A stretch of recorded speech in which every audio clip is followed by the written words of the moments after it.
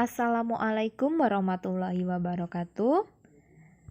Hari ini kita akan melanjutkan materi kita tentang ukuran pemusatan data, yang mana hari ini kita akan membahas tentang modus. Jadi apa itu modus, kemudian bagaimana mencari modus dari suatu data, kita akan bahas ya. Yang pertama, kita mulai dari pengertiannya dulu. Jadi, modus atau lambangnya adalah mo. Suatu data adalah datum yang sering muncul atau datum yang memiliki frekuensi tertinggi. Jadi, disebut modus apabila dia memiliki frekuensi tertinggi ataupun dia sering muncul. Modus dibedakan menjadi dua, jadi untuk data tunggal dan juga untuk data berkelompok. Kita mulai dari yang data tunggal terlebih dahulu. Untuk data tunggal, kita hanya tinggal melihat datum mana yang punya frekuensi yang tertinggi. Untuk lebih memahaminya, coba diperhatikan contoh berikut ini. Misalkan yang A, terdapat data 3, 4, 4, 5, 5, 5, 6, 7. Maka modus dari data tersebut kita lihat mana yang paling sering muncul. Datum yang sering muncul itu adalah angka 5. Maka modus dari data tersebut adalah 5 karena dia 3 kali munculnya gitu. Sedangkan yang lainnya hanya 2 kali, hanya 1 kali gitu. Berikutnya, contoh yang kedua, masih dengan data tunggal. Misalkan datanya adalah 5, 6, 6, 6, 7, 7, 7, dan 8. Oke, di situ terlihat bahwa datum yang sering muncul itu adalah angka 6 sebanyak 3 kali dan 7 sebanyak 3 kali. Sedangkan untuk datum 5 itu sebanyak sekali dan 8 juga sekali. Maka modusnya yang mana? Maka modusnya itu adalah kedua-duanya tadi. Jadi 6 dan 7 karena yang sering muncul ada 3 kali masing-masing gitu. Sekarang yang ketiga, contoh yang ketiga, misalkan datanya adalah 5, 5, 5, 6, 6, 6, 7, 7, 7. Kalau kita lihat di sini datumnya masing-masing muncul sebanyak 3 kali. Masing-masing sama ya, 5 sebanyak 3 kali, 6 sebanyak 3 kali, 7 juga sebanyak 3 kali. Maka mana modusnya dari data tersebut?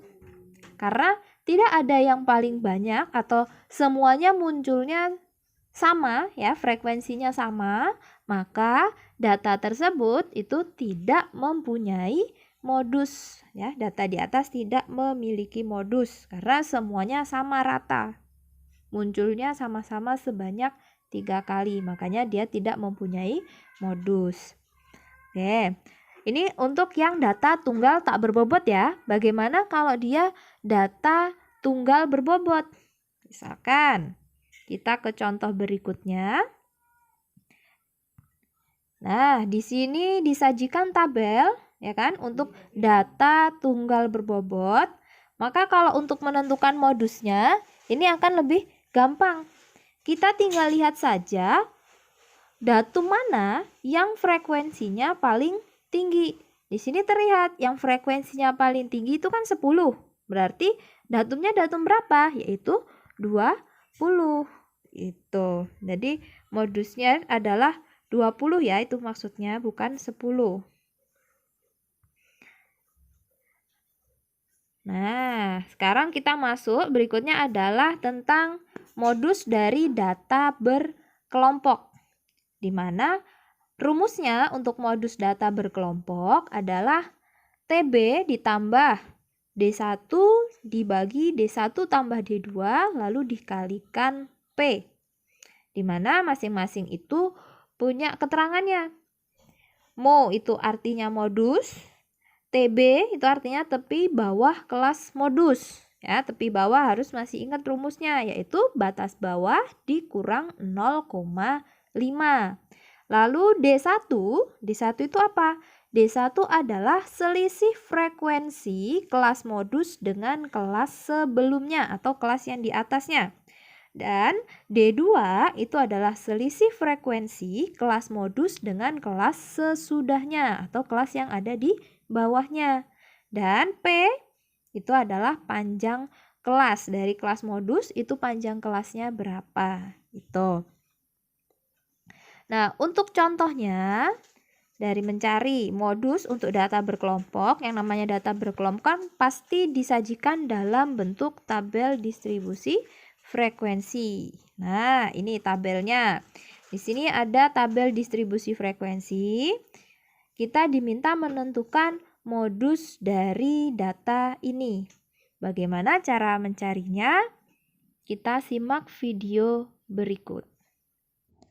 Untuk contoh modus dari data berkelompok, di sini kan ada tabel distribusi frekuensi, ya kan? Ini tabel distribusi frekuensi yang kita gunakan untuk contoh pada saat menghitung rata-rata kemarin. Nah, di sini kita akan mencari berapakah nilai modusnya. Nah, di sini sebelum mencari nilai modus, pertama-tama kita harus menentukan dulu kelas modusnya yang mana atau kelas yang memiliki frekuensi paling banyak atau terbesar. Di sini kita lihat kalau frekuensinya yang paling banyak atau yang paling besar itu kan 14, ya. Berarti kelas modusnya itu terletak di kelas 30 sampai 34 di sini ya. Jadi ini adalah kelas modus. Oke. Setelah itu, baru kita tentukan yang diminta yang di rumusnya, yaitu adalah tepi bawah atau TB. TB, ini tepi bawahnya, itu adalah batas bawah dikurangi 0,5. Jadi di sini ini kan kelas modusnya 30 sampai 34, berarti batas bawahnya adalah 30.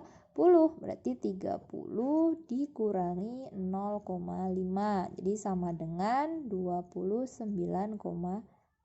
Itu untuk tepi bawahnya.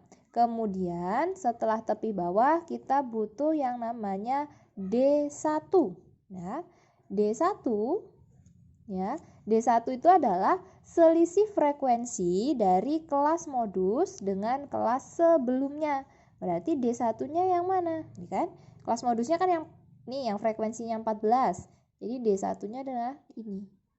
Nah, D1 itu adalah 14 dikurangi 8. Jadi sama dengan adalah 6. Oke, terus kemudian D2.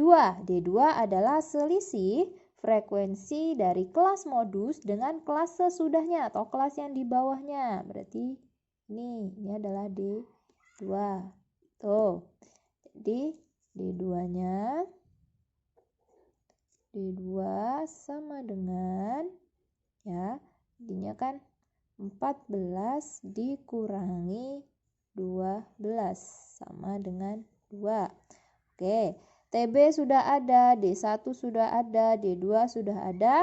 Nah, yang belum adalah P atau panjang kelas. Panjang kelasnya itu kan dilihat dari 30 sampai 34. Dari 30 sampai 34 itu berarti berapa panjang kelasnya? Ya, panjang kelasnya adalah 5. Kok bisa 5, Bu? Jadi 30 sampai 34 ya. 30-nya ikut dihitung. Jadi 30, 31, 32, 33 dan 34. Jadi makanya panjang kelasnya 5. Oke, sekarang semuanya sudah punya unsur-unsurnya yang mau kita masukkan ke rumus. Sekarang baru kita cari modus. Modus atau mu sama dengan rumusnya kan tepi bawah.